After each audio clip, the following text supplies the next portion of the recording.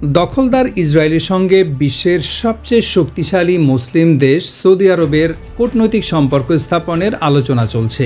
মূলত যুক্তরাষ্ট্র চাচ্ছে সৌদি ইসরায়েলের মধ্যে দ্বিপাক্ষিক সম্পর্ক তৈরি হোক, এতে করে মধ্যপ্রাচ্যে স্থিতিশীলতা ফিরবে বলে বিশ্বাস তাদের। সৌদি আরব যদি ইসরায়েলের সঙ্গে সম্পর্ক তৈরি করে তাহলে যুক্তরাষ্ট্র সৌদিকে নিরাপত্তার নিশ্চয়তা দিবে। তবে সৌদি আরব শর্ত দিয়েছে, যদি ইসরায়েল তাদের সঙ্গে কূটনৈতিক সম্পর্ক স্থাপন করতে চায় তাহলে পশ্চিম তীর এবং গাজাকে নিয়ে স্বাধীন ফিলিস্তিন রাষ্ট্র গঠন করতে হবে।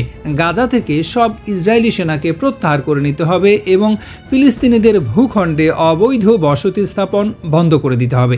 যুক্তরাষ্ট্রের নিউ ইয়র্ক টাইমস পত্রিকায় লেখা একটি কলামে এ তথ্য জানিয়েছেন কলামিস্ট থমাস ফ্রাইডম্যান।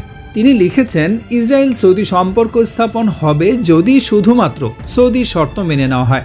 তাদের শর্ত হলো গাজা থেকে সরে যেতে হবে, বসতি স্থাপন বন্ধ করতে হবে এবং 3 থেকে 5 বছরের মধ্যে স্বাধীন ফিলিস্তিন রাষ্ট্র গঠন করতে হবে।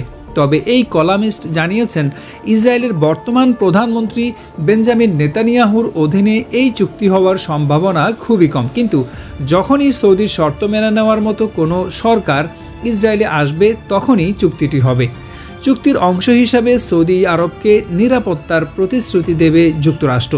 এছাড়া পারমাণবিক অবকাঠামোর ক্ষেত্রেও তারা তাদের সহায়তা করবে।